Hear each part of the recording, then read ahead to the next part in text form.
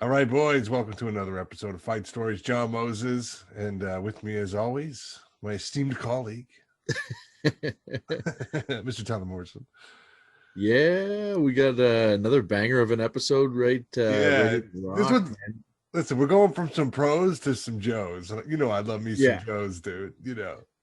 Oh yeah, and like it's always good having comedians on because they always have good stories. And this one was I knew it was going to be good because one of our guests, I had heard a good story about him that I thought would be a perfect fit. So I've kind of wanted him on the episode for a long time. And then the other guy, he also has kind of like a crazy travel. Yeah, like he's got like a crazy touring lifestyle as a comic. right. Brian's in like Thailand or something like that. Yeah, he's very has experiences that most comics probably don't. So, and then also kind of knows how to fight. So, yeah. But you know what? Unassuming, very unassuming, humble. You never would think it, or at least I wouldn't. You know, well, if you meet him in person, he's a big dude. Okay. So you would if you met him in person, you'd be like, you probably wouldn't want to mess with him. You know what I mean? Right. That's kind of and then over there, he's like the tallest guy. So he's he's like the golden panda over there. He's the god. You give this guy a couple more arms, he's a god. Yeah. Oh yeah. Right. So no, it was a good combination. I love pairing up a couple comedians that our listeners may not know yet, and it's cool for our listeners to get to know these guys. And again, comedians are the best storytellers, so it's cool to have them on. Right. And we should take a minute to plug Brian's special, because that's happening. So let's blast that out there. Yeah, we'll throw it up on the screen. You can check it out, man. Yeah, he just did it with Comedy Dynamics. Right, and big in Asia. Yeah, big in Asia, and it's it's available now. You can get it. I think it's on all the platforms. Yeah, so check that out. We'll link to it somewhere. But also, don't be afraid to use that Google. Already excusing us for our laziness, you know. It's been a while it's been a while since we recorded. We probably hype it up on the episode. Yeah. All right, so there was that big UFC fight that you just watched. Oh yeah, that was Holloway and Cater. I think that's how you pronounce it. Yeah, they fucking went on a rampage. I mean, well, one guy did. I mean, Holloway was beating the fucking shit out of him. Brutal. For the entire fight. I can't believe it went the distance. Yeah. It should have been stopped in the fourth round. This guy has a chin on him, man. He just is that where like the announcers saying like this thing should be stopped, or pretty much, man. Really, like I read a thing, like I was thinking fourth round, and then I read a thing Dana White was saying he was afraid. He was like he was getting nervous in the fourth round. Like he thought it should have been stopped. It was just one of those things, and Herb Dean was the ref, and he was right there. And it's kind of, you don't want to stop a fight when a guy is, intelligently defending himself. But it was hard to say because he was eating those shots, and he would come back with a punch. Like it's kind of like every 4 or 5 that he took, he would come in with a counter, but there's no mustard on those at that point. It's almost muscle memory, right? It's probably just like from the training. Heart and training. That guy's got the heart of a lion, dude. Like much respect to him. But Holloway really heart of a lion, face of a wildebeest. What are what are the things that they pick off all the time? Antelopes. Heart of a lion, face of an antelope. Well, listen, if there's, you want to talk about like outclassing someone with like hand speed, Holloway did it in this. It was he put on a show. It was a clinic. It is a masterful performance. It's very one-sided, but it was masterful to watch a guy like that. So who does Holloway fight now? Khabib or something like that? this even in the same realm of possibilities? Like, what am I talking about? No, I think they're different weight classes. Pretty sure. Yeah, Holloway's. I don't know who's next for him. He's just wicked though, man. He's a wicked fighter. So I saw a little bit of that fight, and it reminded me of an Instagram fight that my buddy Andor sent me. Okay. Dude, I was laughing so hard and so impressed equally at the same time. So I just sent you the video. We're gonna pop it up for you guys on the screen, but we're watching it on our phones.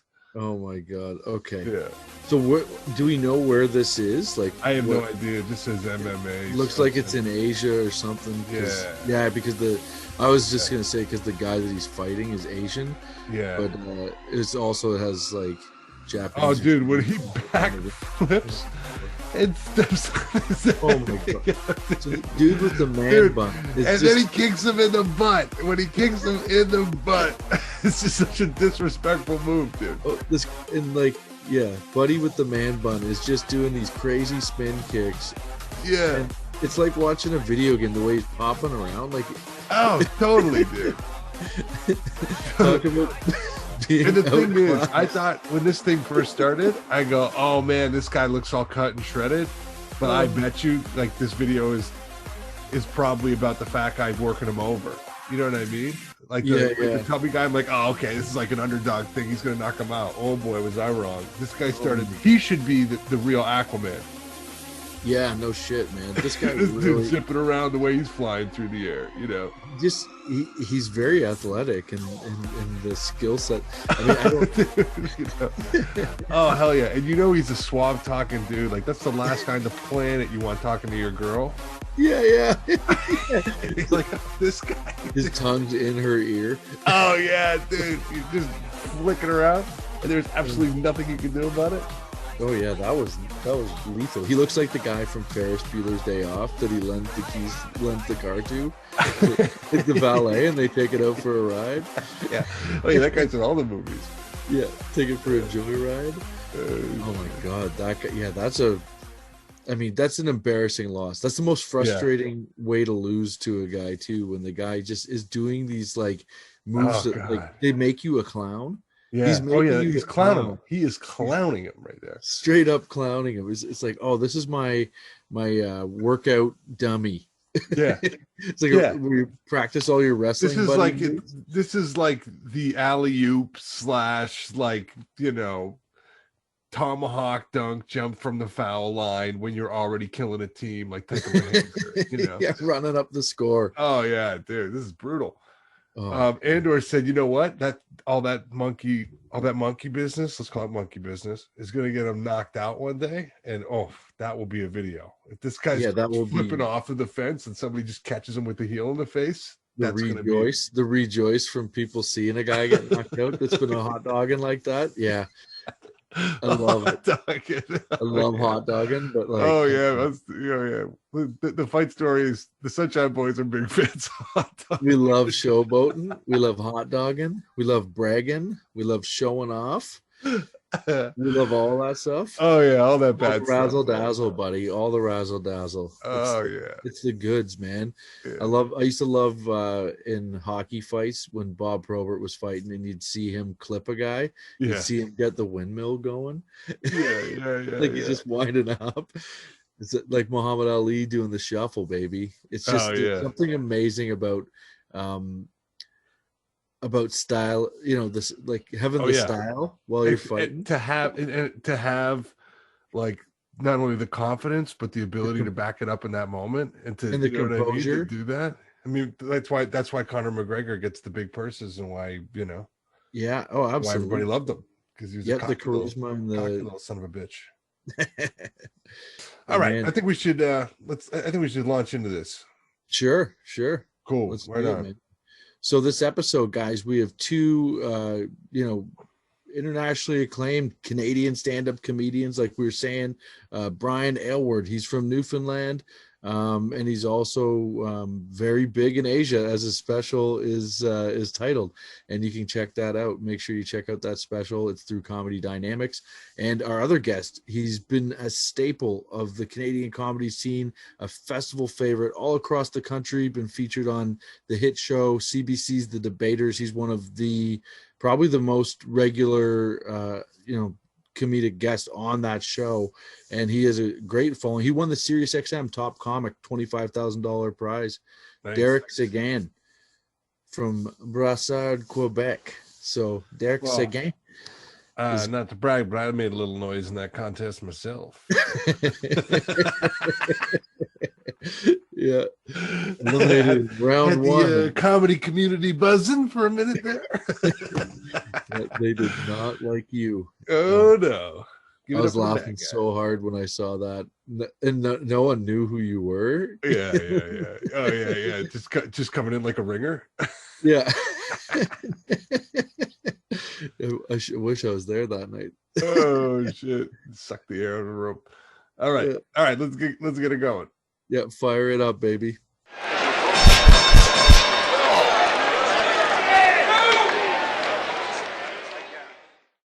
Hey, you're checking out another episode of Fight Stories. This is Tyler Morrison with my co-host John Moses. We have some guests from all over now.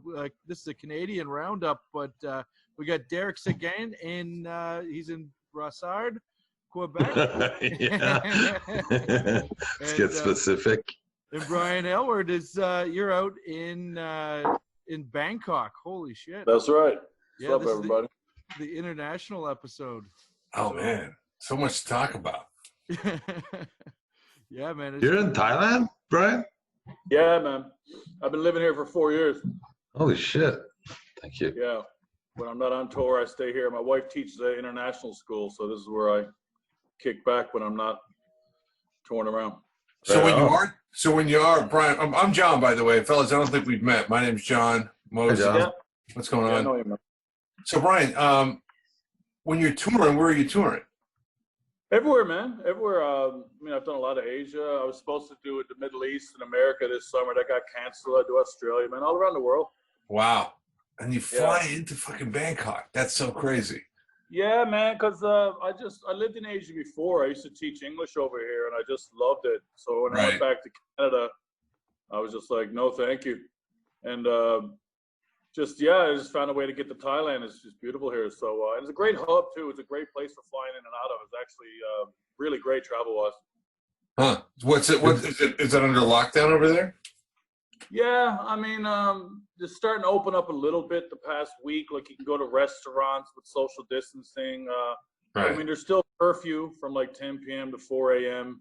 And will the cops fuck you up over there? If you're out on the streets, will they just walk up and taser you like they don't give a fuck? With a cane. The cane. Cane, right. There's a curfew from 10 p.m. to 4 a.m. and you definitely don't want to break that, or your ass will be going to jail for sure. Really? Wow. Yeah, definitely. Because it's technically a military dictatorship, right? So, I mean, you don't fuck around. Right. Well, I guess it does. It helps with the spread. Yeah, man, it does, I guess. But, I'm staying put till June anyway. And in June, I think I'll start. I think the club here might start opening in June slowly. I don't know. But right now, there's nothing. So how many of those little fuckers do you think you can take on at a time? No, just kidding. Man, I don't know. In Thailand, I'd be careful because everybody knows Muay Thai. Right. That's what I was about to say. Thailand's like one of those countries where, plus they got the black blood mixed with them, so they're like particularly athletic. If you look at yeah, man, people, they kind of pride themselves that they've never been conquered. So I don't know, man. I mean, I've done Muay Thai for a few years, but these guys grow up doing it. I mean, I do. I go to a lot of fights, actually. I love watching it. But you'll see guys here, they're only like 18, 19 years old, and they've had 300 fights. Fucking amazing. Like human cockfighting. Madness. Yeah. Madness. Like they practice their kicks on palm trees and shit. Right. So how often can you see that? Like every Friday night you can just go and see. Oh yeah, you can see it. You can see it every night if you wanted to. There's a couple of big stadiums here in Bangkok, and like I'm connected to the guy who runs Full Metal Dojo, which is like the biggest MMA outlet here in Thailand. Wow. And I'm going to actually start doing some writing for them and doing some kind of punch up. So yeah, like I go whenever I can. Oh, that's cool. That's wicked. I know Muy Kib, so I'm fine. I'll fucking take them all on. Just blow smoke in their eyes and smash a beer bottle over their head. That's Muy Kib. But Brian, where did you live in Canada when you were here? Well, last place I lived was Halifax. Oh, actually, no, it was Newfoundland. I went home just for a year. That's what I thought. Since when the fucking Newfoundlanders called Newfoundland Canada? You called the rest of the fucking country Canada. Yeah, exactly. The original separatists. Yeah, man. I mean, I lived in Halifax and home in Newfoundland, but I was home in Newfoundland and met my my current wife. She's from my hometown, so kind of convinced her to come to Asia, and we've been loving it ever since. So yeah, Great. It's crazy. Yeah. Good, man. You guys need to get over here, man. There's a nice little run you can do. Oh, really? Yeah, we have some friends that are living there actually. Huh. Oh yeah. Yeah, maybe when the world resumes.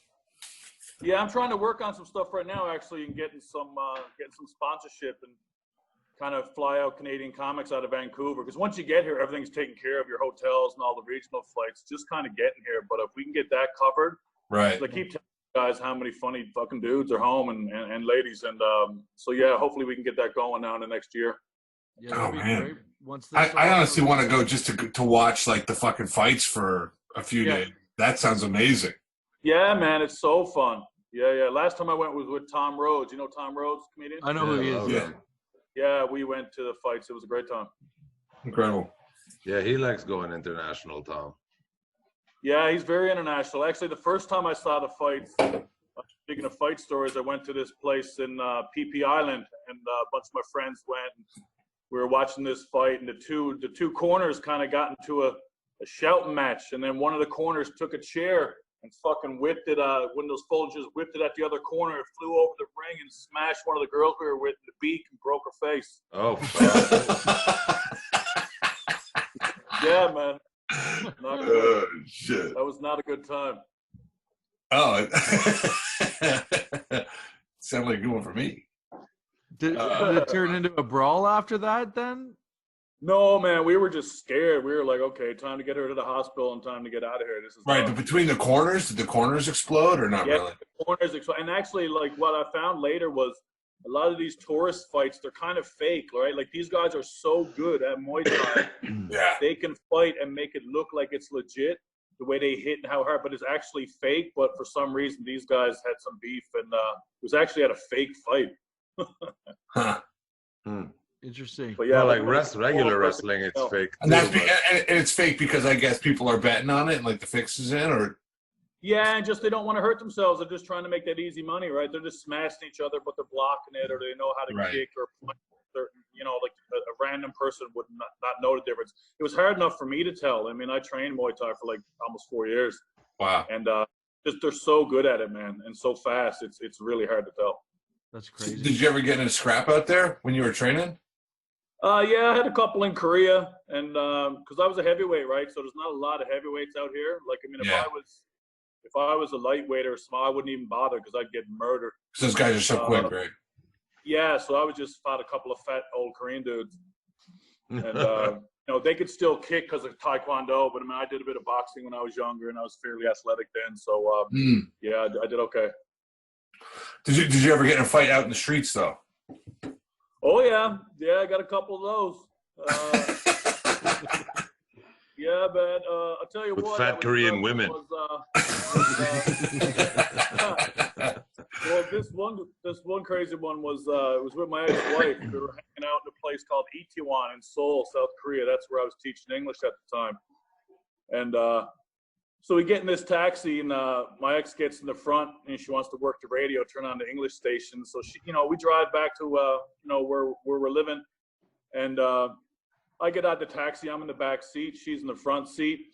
And all of a sudden, I hear her scream out, "Brian, he touched my pussy." And I was like, what? By the way, pussy is what Cape Breton girls call their vagina. But So I was fucking confused, man. I was like, what? Like, I didn't even understand what was happening. You thought somehow it was still lost in translation. Yeah, man. I mean, he just reached over and grabbed her on the way she was at the taxi. So I walk over to the taxi kind of going, dude. But I mean, he didn't speak any English. I didn't speak any Korean. So I was just recently married. So I was like pointing at my ring finger, just going, dude, that's my wife. Like, what the fuck? And he gets out the taxi all aggressive. Like, I'm like, not even apologetic. And I'm like, what's happening here? Anyway, then just by fluke, this is like 3 a.m. Then the cops roll by.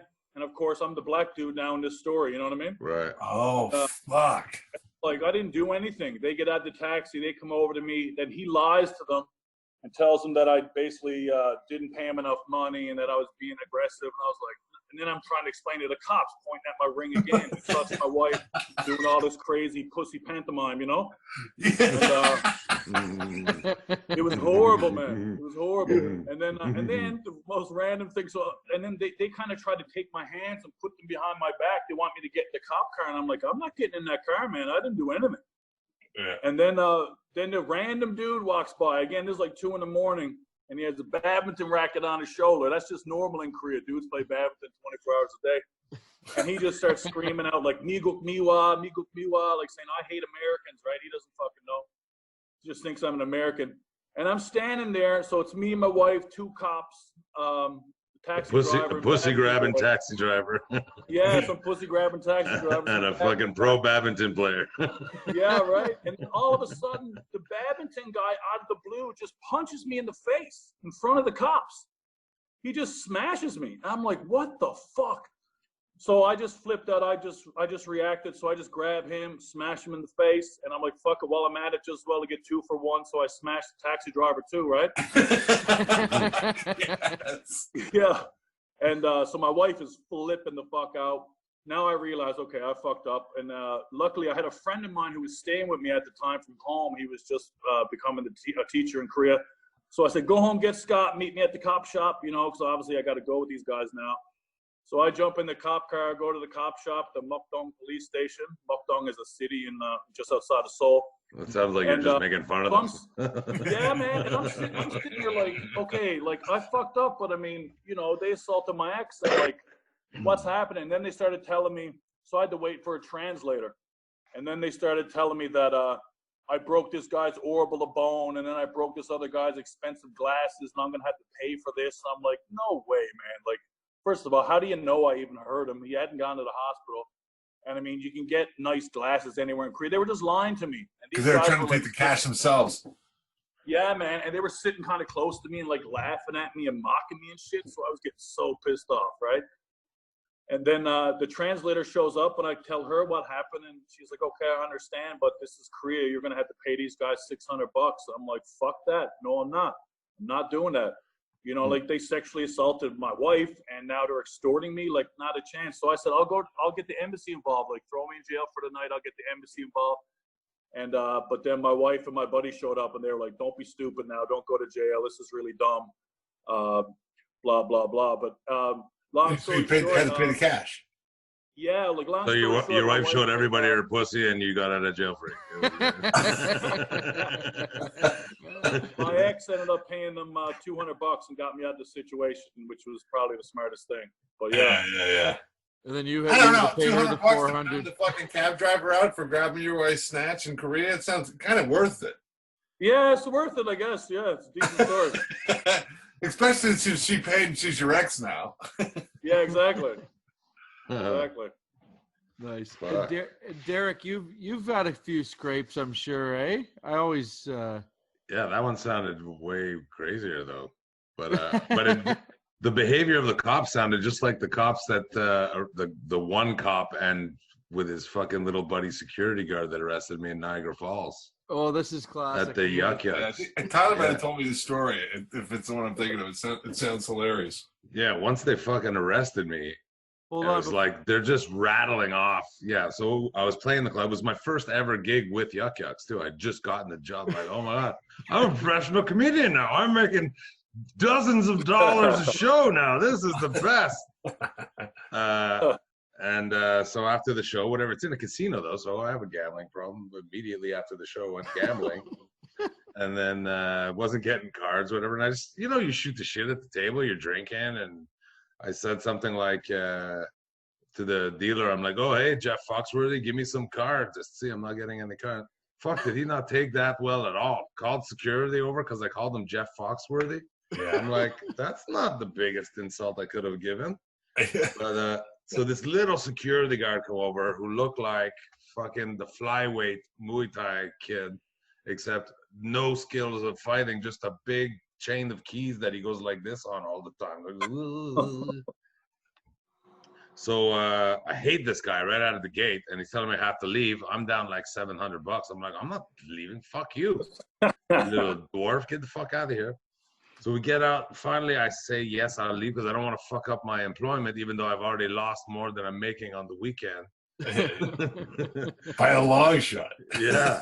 So I get outside, and it's like, okay, so I walk out the door. I'm outside now. I'm outside the fucking building, and it's long and fucking escalator, and it's walking with me the whole way. And I get outside, and there's a little yellow line, like 6 inches in front of my feet. And he says, you have to leave the premises. I'm like, I'm outside. I see, how much more leave can I be? And he's like, no, you have to cross this line to be off the property. I'm like, listen, you little fuckface, twit, key jerker, fucking cocksucker. I'm going to smash your fucking head.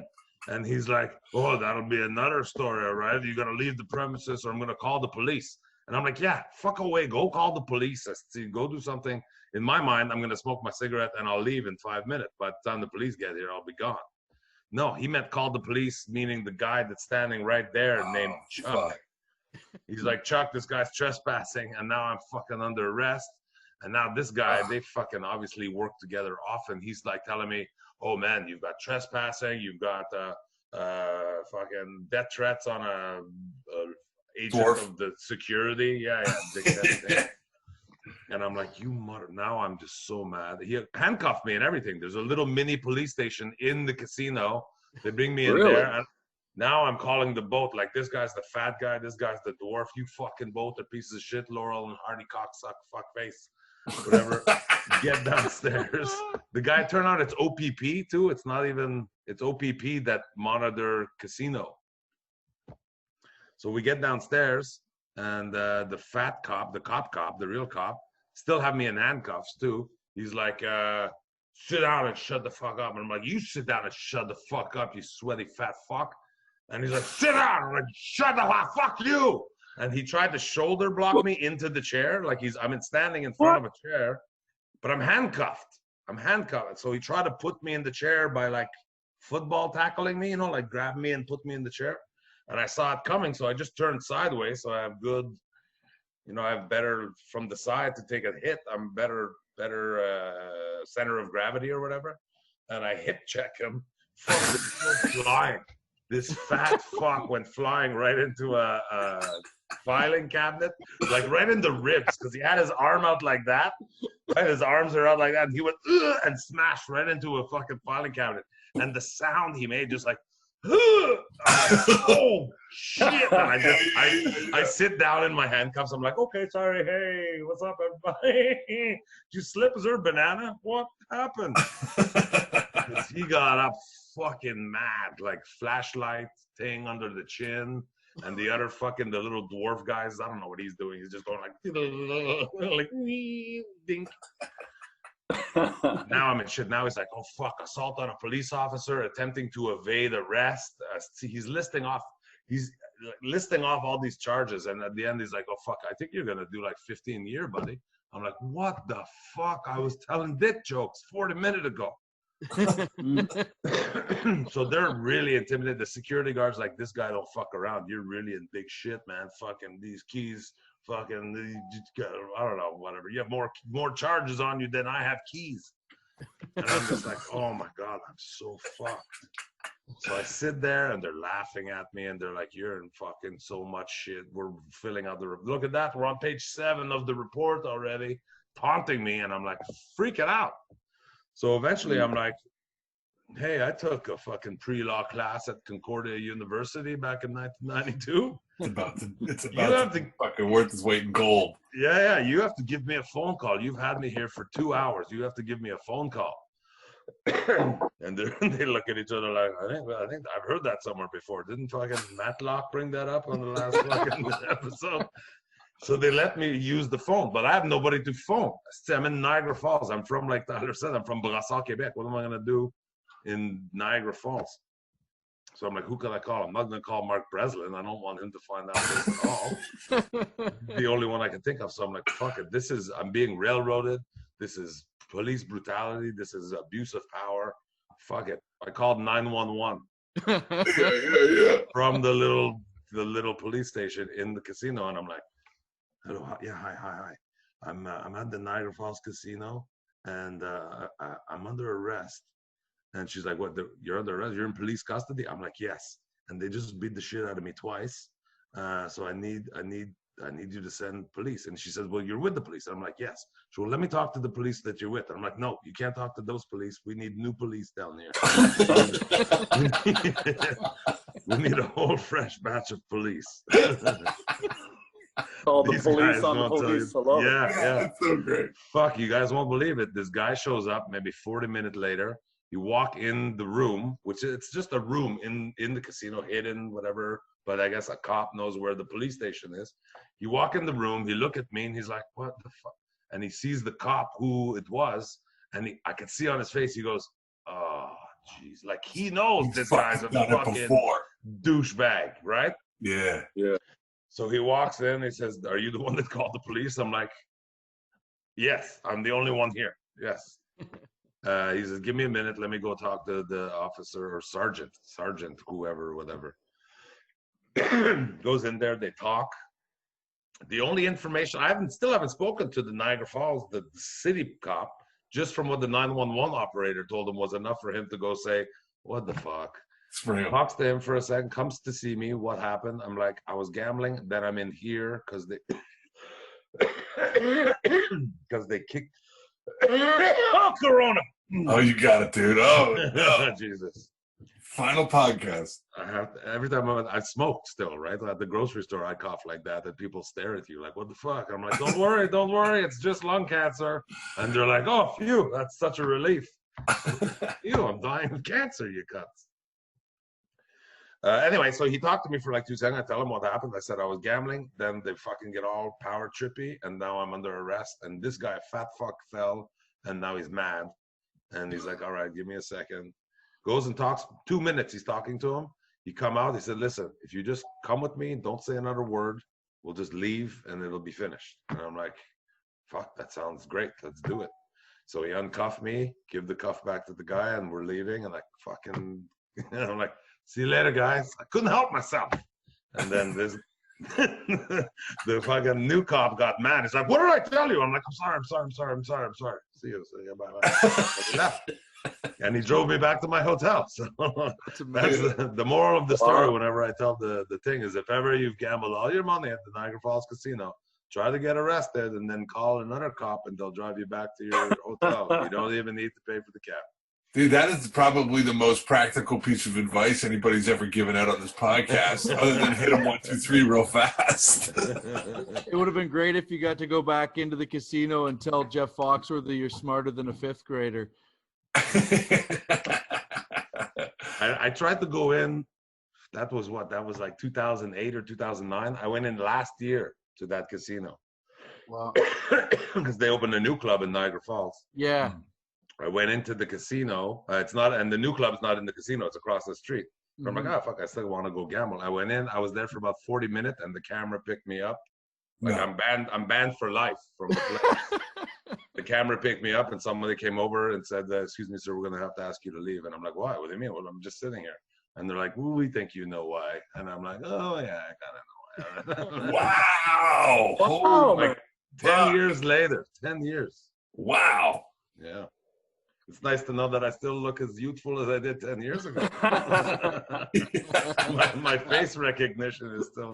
I know. But was it like the camera's face recognition and somebody watch and be like, I don't like the looks of this guy? Could have been that too, I guess, because once I was there for 10 minutes and nothing happened, I was like, hey, isn't this great, everybody? It's so nice to be in this casino. Looks so new. Did you change that? Oh, that's nice. Yeah. That's great. Yeah, it's a good tale. It's awesome. But I was worse for the wear after, though. I definitely took more of the, like, I was handcuffed for the whole time that they were roughing me up. I had like all fucking like scuff mark under my chin and that, under my eyeballs. Was that like the Friday night of the weekend or the Thursday night? Was it Thursday? Oh, my first show of my first ever Yuck Yucks weekend. So what did Yuck Yucks say about it? Did they? I learned that weekend that Mark likes a little bit of throw the TV out the fucking window of the hotel and kind of rock and roll fucking comedian behavior, you know. But then the story got the story, you know, like the broken telephone among comedian too, is like a couple weeks later, I think Rob Pugh went and he got banned for life just for a drinking thing. Then Heidi Foss had one too many beer and they fucking banned her. And this all happened over like a month. I guess after me, they're cracking down on the comics for any little thing. Right. Then the story gets switched around and fuck you, Sergey, because of you we can't drink in that club anymore. You shouldn't have punched that cop. See, why would you have a knife with you? You know, like all these things. What do you mean? No, I didn't punch the cop. I was just harassed. You learned how comedy felt on your first weekend. I love it. It's crazy. I can't believe that 911 worked though. That's crazy. I don't even think of that. That's great. I know. Yeah. Alcohol can breed some fucking incredible ideas. And all downhill since then. Seriously. Yeah. Yeah, because even like I guess because I'm already with the police, like calling the police is the last thing I would do under any circumstance. Like literally anything could be happening and I would never call them. Like my house got robbed and my girlfriend made me call them. I'm like, what the fuck are they gonna do? Just gonna fucking trap, which is what they do. They just walk around my house. We're like, it looks like this is how they got in. Oh, you mean the door that's lying on the floor now? Yeah, that is good fucking conclusion. The hinges. Yeah, I'll call the cops on the neighbors if the music's too loud. I don't give a fuck. Yeah, my neighbors do that all the time. Yeah, that's why I especially have no affection for them. Yeah. So I was living in Brooklyn for like 10 years. We'd have neighbors having fucking quinceañeras at parties going all through the night, 5 o'clock in the morning on a Tuesday, you know. Finally, I called the cops. She's like, sir, there is nothing we can do. And I go, all right. And I called back. I said, there's a woman getting strangled in the backyard next to me. 5 minutes later, that fucking party was shut down. Yeah. All right. So you guys have toured pretty extensively as comics. Have you ever had any hecklers try and fight you, or like, you know, after a show, people win? I had a weird one a few years ago, maybe 3 or 4 years ago now in Fredericton. Well, 2 that I remember, but this one was it was a Christmas show at the Delta Hotel in Fredericton, and about 500 people, and it was me, Paul Warford, and Shane Ogden. I'm closing it down, so I'm on stage. Everything was okay until then. Then I get on stage. There's a lady in the front row, and she's pretty fucking hammered. And there's no real stage. It's just a little tiny just riser. And she just thinks she's going to get up and walk up on this riser and try to grab the mic out of my hand. And I'm just like, no, man, you're not getting this mic. But then, of course, the comics, they come over. I'm thinking, okay, but there's no security. You'd think there'd be security at Christmas. No security anywhere to be seen. Everyone is just sitting there watching. So Ogden and Paul come over. I'm like, wait, perfect, boys. Let's get this girl out of here, right? And they just take a picture and fuck off.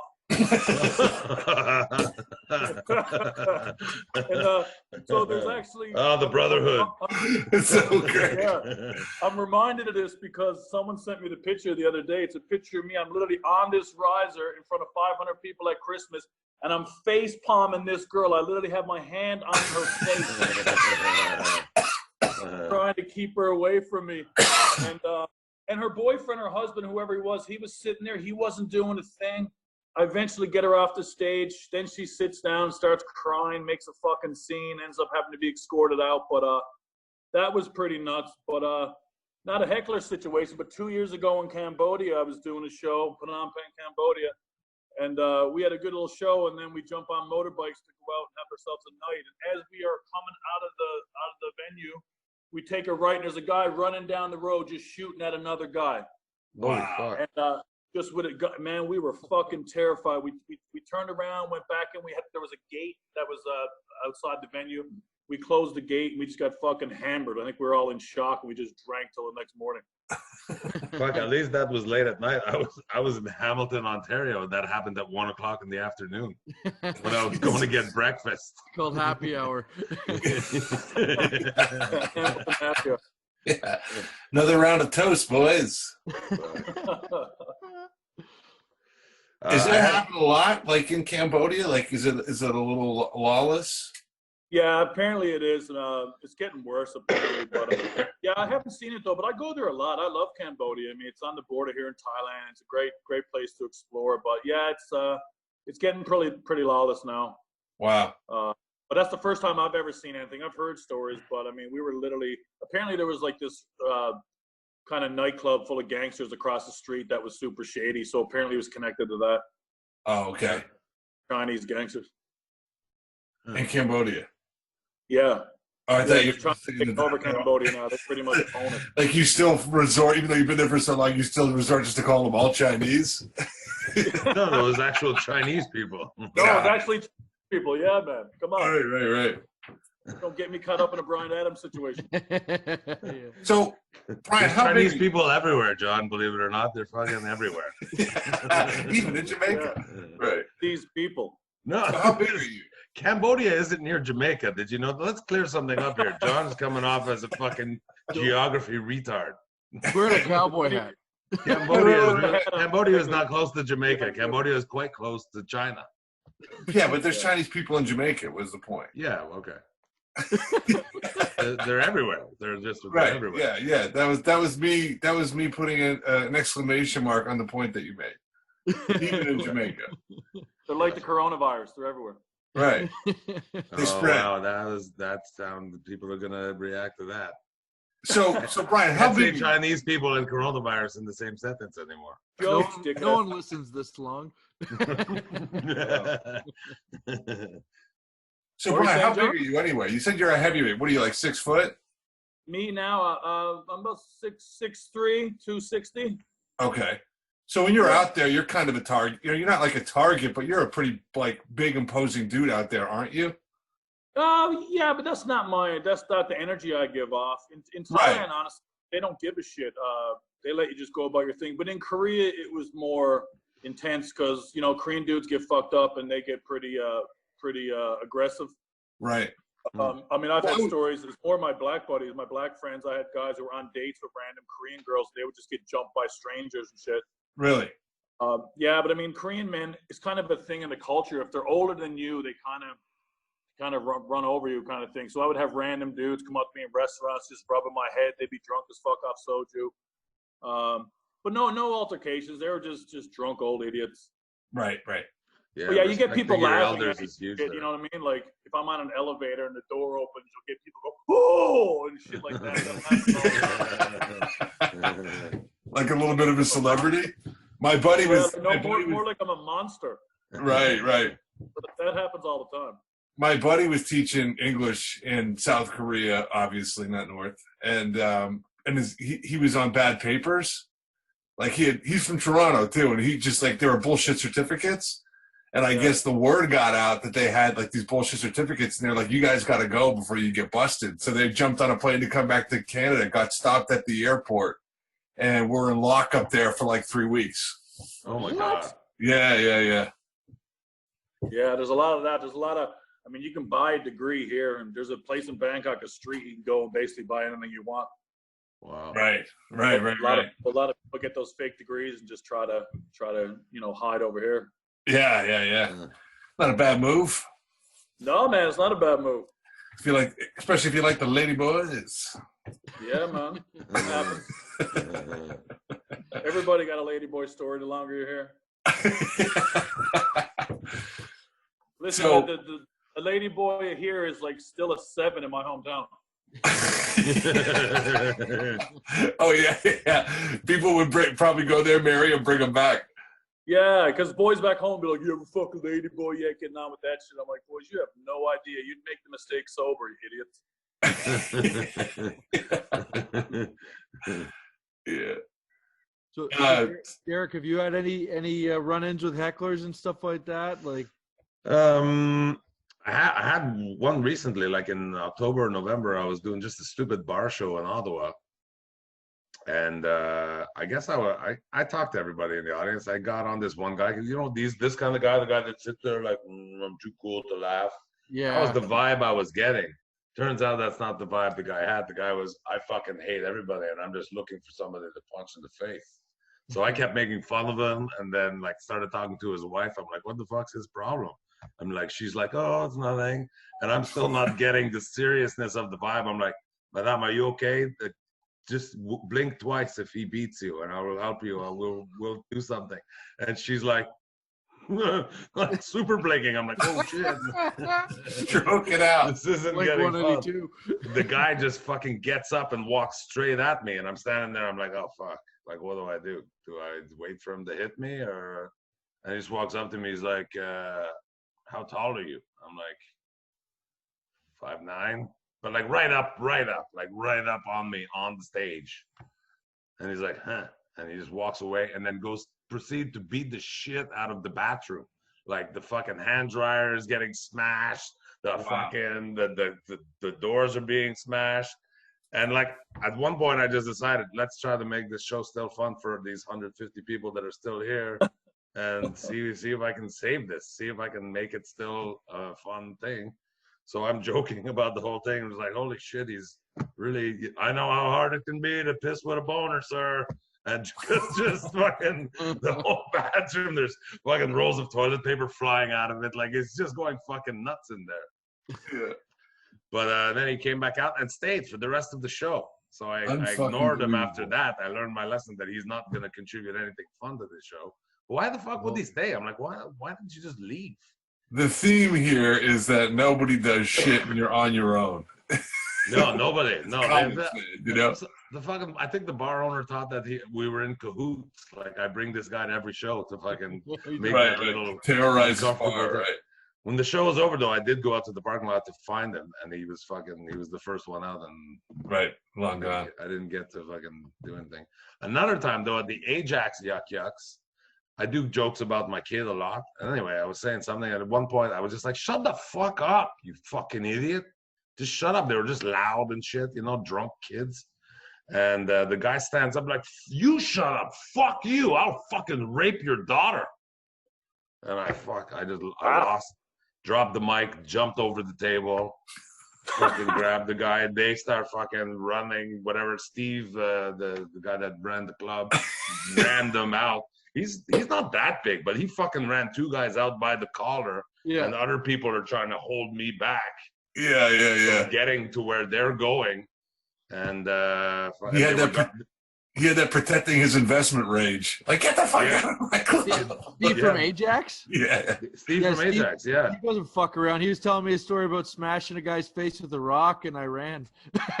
Yeah, he's also like third dan black belt in karate or something. Yeah. Oh, shit.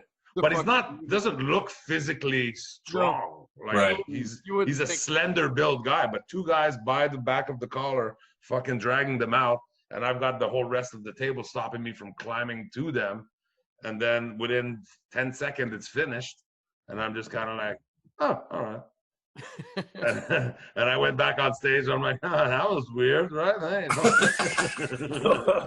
I'm like, oh, thanks for holding me back. I wasn't really that mad. If I would have got to him, I would have been fucked because I'm pretty hammered. The king of fight segues.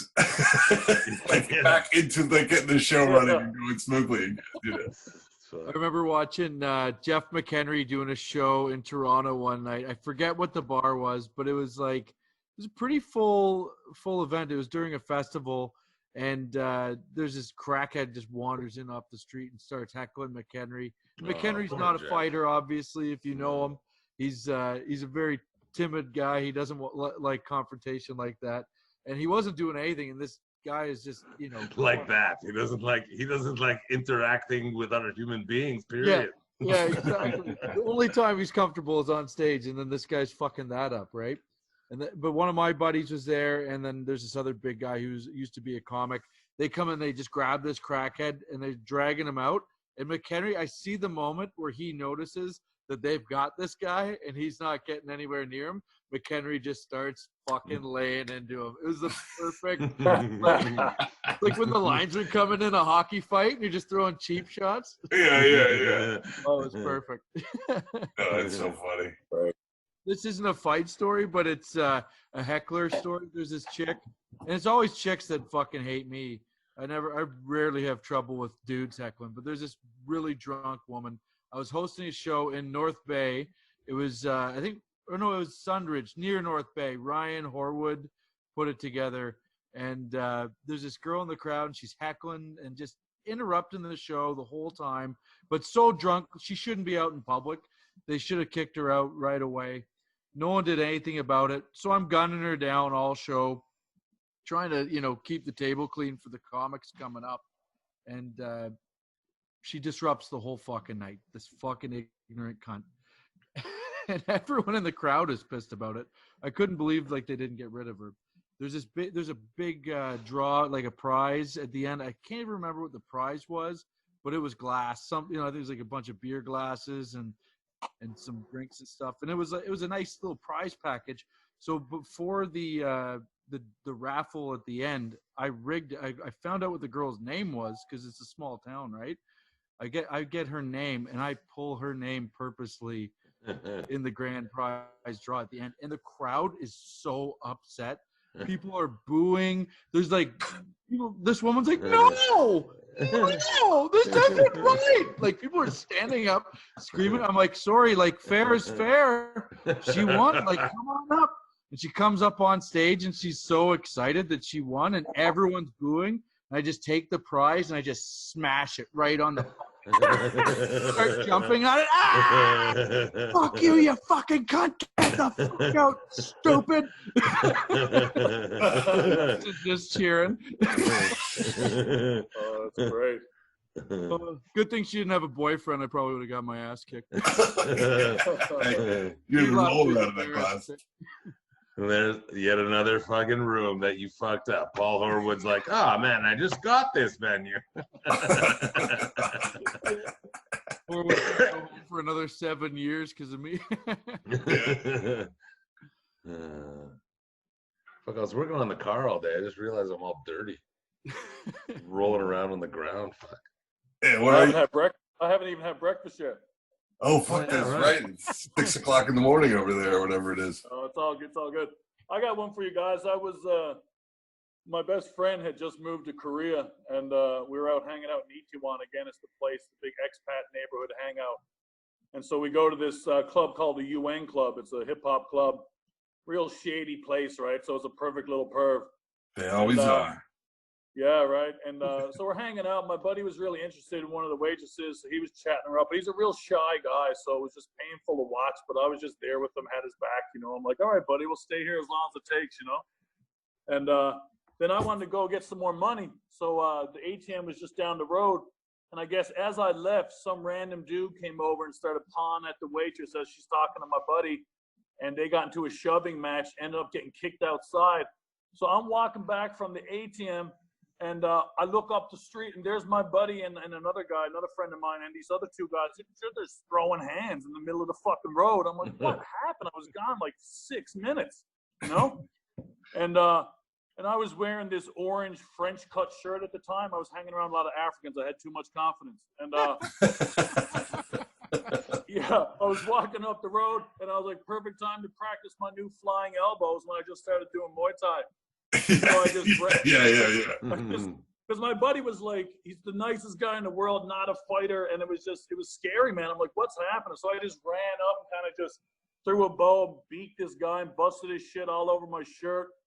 And I guess these guys were known for causing trouble at this club. And to this day, like years later, like I went there on tour 2 years later, I can walk into that club, whether I'm with 10 people, 20 people, we all get free shots. Like the lady never forgot it. Oh, that's cool. Yeah, it's pretty cool. Yeah. Free shots, and you ruined a hideous shirt. I've ruined a hideous shirt. I know. My African buddies were more concerned about the shirt. I don't even know what a French cut shirt is. I don't even know how to explain it. Probably all my shirts. It's probably all my shirts. The one with the fruity cuffs and collar. Oh, okay. Well, makes perfect sense to me. The fat dude on Modern Family wears them all the time. Right. Oh yeah, the fat dude. He wears Hawaiian shirts, doesn't he? The ones with the big cuffs and shit. I don't know. I don't even know how to explain it. Oh yeah, with the French, the cufflinks. That's French cuff. Yeah. Fruity. So any last tales? Any last tales? Yeah, I just realized that there's been a theme of this, and I've seen Fight Story. I'm like, oh yeah, it's a fighting podcast, right? Probably should have had one where I threw a punch at some point. Right. Yeah, you don't have to be particularly good at it to get on this podcast. I haven't had a real full-on fist fight in like years now. Right. Well, how old? Me too. 47. 12 years fight free. 12 years fight free. Although my wife is here and she told me I should tell you the story about when I slapped a cop in Korea 6 years ago. Oh yeah, perfect. So that was a weird one. The same kind of thing, man. It was taxi, and I was by myself and started arguing over the fare. Got into a shouting match late at night. Cop showed up again, and it was an older cop and a young cop, and the young cop got out of the car right away, had his billy club, and he was coming at me, and I was like, fuck this. Like, I was terrified, but I'm like, I'm not taking a beating here. And I lived in Korea for 6 years, so I kind of knew how it was. Like, if you're older in Korea, you kind of do have some authority, like, regardless of their position, even if it's a cop. Like, this guy was probably like 26, 27. You know, I was like 40. And so he came at me. I'm like, I'm not going to hit him, but if he comes at me hard, I'm going to smack him in the face as hard as I can and run. And so he came at me, and I just leaned off and just smashed him in the face, slapped him, like open hand slapped him. And then I just kind of stunned him. And then the older cop kind of knew that the younger cop was a little too horny. But I got lucky because my neighbor saw the thing go down, and she knew it was wrong, and she kind of came out. And then so basically the cop was like, okay, you got to pay this taxi guy some money, some extra money. And I didn't have any extra cash, so I had to wake my wife up. And she was all confused. I was like, listen, I just slapped the cop in the face. We got any cash in the house? And yeah, just paid them off, and they fucked off. But if my neighbor hadn't have seen that and kind of witnessed it and vouched for me, like, that would have been jail time. Yeah. Do they carry guns there? You did it. No, they don't carry. Do they carry guns? I can't remember. I don't think so. No, they don't. They never used to anyway. No, because we used to watch literally like cops and Nigerians fight every weekend in Central Seoul. That was just a thing because there was like a whole like kind of this alley of like nonsense that would go down all the times. Cops would come down and get straight up beatings with just random Nigerian dudes. So I don't think they had a gun or they would have pulled it. I can't remember. Right. I love that both of your wives had to pay off Asian cops. Yeah, right. Yeah. So right. This is not certainly not bragging about it, but shit happens. And it was just hush money, like that wasn't like a ticket you were paying. It was just like. Yeah, well, it's the same thing. The taxis do that a lot there. They try to rob you. They lie. They say they'll give you a discount, then they don't. So they were just like paying the extra $10 that he's asking for. So of course, in that situation, I was like, "Yeah, man, just get the fuck away from me." You know. So that was. So you gave it to the taxi driver, not to the cop. Yeah, to the taxi driver. Yeah, the cop. The old guy knew that the young guy was kind of out of control. Like he literally got out of the car, no questions, and just came at me with the club. It was fucking scary. Wow. Oh shit. Yeah, and I was by myself. Wow. Yeah, that must be fucking. How often, like, do you feel like out there, like, where you feel like you might be in jeopardy in those situations? I mean, because now you know the language, but you know you didn't always. No, I don't feel bad at all. Now, actually, in Thailand, I lived in Bangkok now for 4 years. Like, I would never. I mean, I don't really do that shit anymore anyway, but I would never do it here. Thailand, they don't fuck around. If you, right. kind of like if you kind of disrespect somebody openly in public, it's considered very super rude. Like shit'll go down. Like there was a story about. It's a monarchy, eh? Growing up 4 or 5 years ago, some guy got into a fight with a taxi driver, like a fist fight over whatever, and the taxi driver pulled out a machete and just started chopping him. No fucking way. What the fuck? Yeah. So I mean, you don't fuck around in Thailand, man. It got nothing to do with your size. Right. Yeah. Yeah, but no, I mean, yeah. At our size, Brian, we're just tender for the machete. It's nice and fucking. Yeah, right. Exactly. It's a monarchy, though. Thailand, is it a monarchy? Yeah. Fuck. And that's all I'll say about that because I want to still live here. Yeah, fucking right. Yeah, the cuisine is delightful. Everything's awesome. Yeah. Well, all right, boys. I don't know. I feel good. That was a great satiated. episode. If there's nothing. Good luck. Yeah. Nice to meet you, fellas. Even though it's not, really meeting you. Yeah, man. Nice to meet you. It is what it is. This is fun. Quarantine, talking on my laptop. Fucking seriously, I have a better relationship with my laptop than I do with my girlfriend. Yeah. Fucking talk to this thing all the time. Right. Yeah, I'm doing more shows now than I was before. Fuck. All right, fellas. Stay safe, everybody. Yeah, man. Anybody take care, man. Anybody plugging nothing? Something? You got anything you want? Not really. I got a new special coming out, but I can't say too much about it now. But it was just picked up by a major U.S. distributor.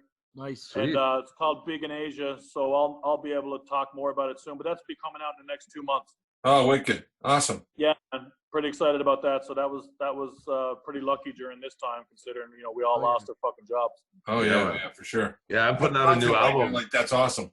I'm putting out a new album next week, and I just got super lucky. The last 2 shows on March 14th, I taped the 2 shows for an album. And it had been planned for months, but turns out those are maybe the last 2 shows I fucking will ever do.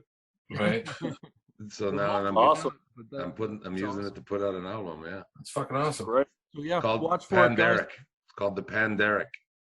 That's awesome. That's a great title. Yeah. Perfect. All right, fellas. Thanks so much for doing it, man. Thank you, guys. Have a good day, Brian. You got the whole day ahead of you. Sleep well, boys. Cheers, buddy. All right. See you guys. Later.